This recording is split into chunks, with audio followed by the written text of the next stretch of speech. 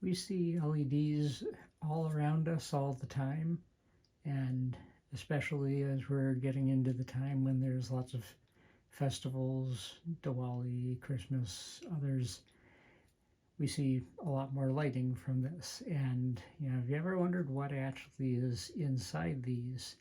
Like, how do they actually work? So this here is a RGB red, green, blue LED, and it has the 4 legs on it. One is a common leg, and then the other 3 are for the red, green, and blue. But to be able to see what's inside there, what's going on down in that little spot there, it's kind of hard to do it when you're looking through this dome top here, because this is meant to act like a lens to spread the light out. So what we need to do is to just file that down so that we can get a flat surface that we can take a look at.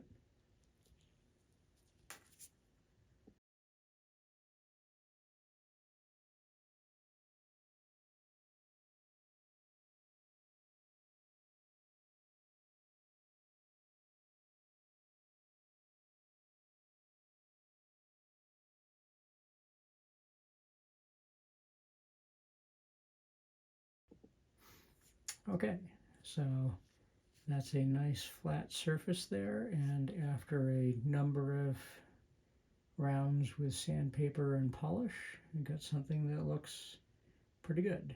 So now we can take a look at this under the microscope and light it up and have a look at it.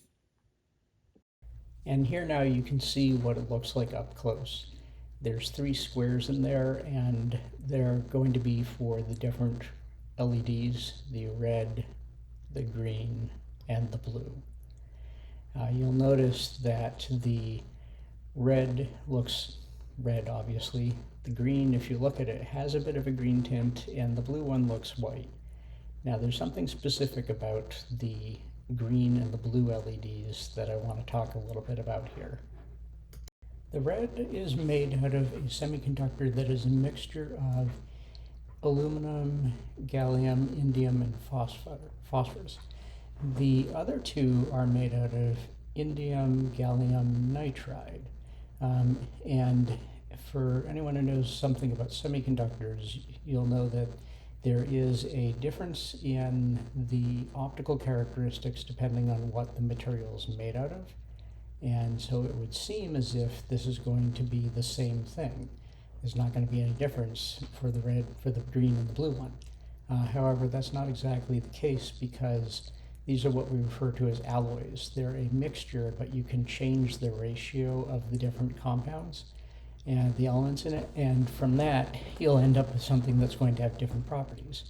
So you can have a different mixture of indium, gallium, and nitrogen that's going to give you something that will emit green light versus the blue light. One big difference on this is that the red LED is a solid block of that semiconductor. The green and the blue ones are actually a thin film of the semiconductor on top of sapphire.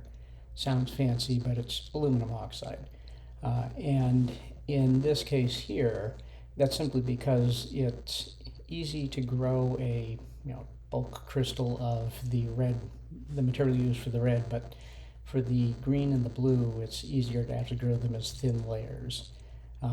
And now if you look really carefully at the green LED, it's very clear that you can see this kind of outline that I've highlighted. And that is, since this is a diode, there are the same semiconductor but 2 different types, P-type and N-type, that join together to make this junction. And when current flows through that junction, they start emitting light, as you'll be able to see in a minute here. Now just let me dim the lights here, and what I'm going to do is light up the LEDs dimly, because otherwise they'll be too bright to see. And there they are. So you can see the red, green, and blue. If you look really carefully at the blue and green, you can see some hint of that outline that I showed before.